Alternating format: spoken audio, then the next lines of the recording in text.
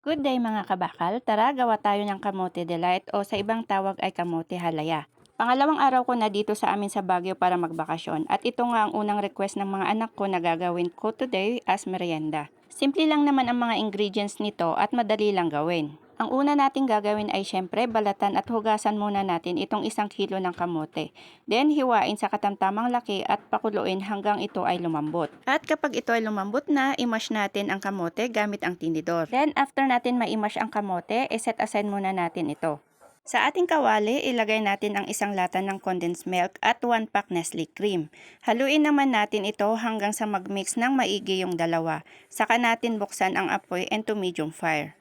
Ang gamit ko nga palang condensed milk ay yung ubi flavor kasi yun yung gusto ng mga bata. Pero pwede rin kayong gumamit ng plain condensed milk lang. Continuous lang ang paghalo hanggang sa kumulo ang ating sauce.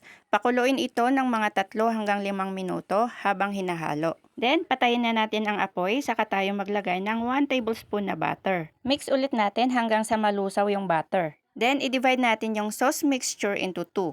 Tapos, set aside natin yung kalahati. Yung isang kalahati ay isa lang ulit natin sa kalan na may katamtamang apoy.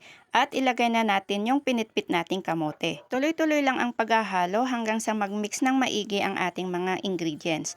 Huwag din nating titigilan ang paghahalo habang niluluto para maiwasang masunog ang ating halaya. Lutuin natin ito for about 7 to 10 minutes hanggang sa maabsorb ng kamote yung ating sauce at kung ito ay halos mag-dry na ang texture katulad nitong nasa video. Kapag ito ay luto na nga, i-transfer na natin ang ating halaya sa ating tray or molder. Then, spread natin ito evenly. After that, ilagay na rin natin yung ating sauce na itinabi kanina sa ating halaya. At para mas masarap at mas malinamnam ang ating kamote halaya, maglagay na rin tayo ng shredded cheese as toppings. At bago kainin, mas masarap kung ito ay i-chill muna natin o palamigin muna natin sa ref for 2 hours or overnight. Kaso, ang nangyari, wala pang 2 hours pero gusto nang kainin ng mga bata. So, this ends my video. Thank you for watching. Bye!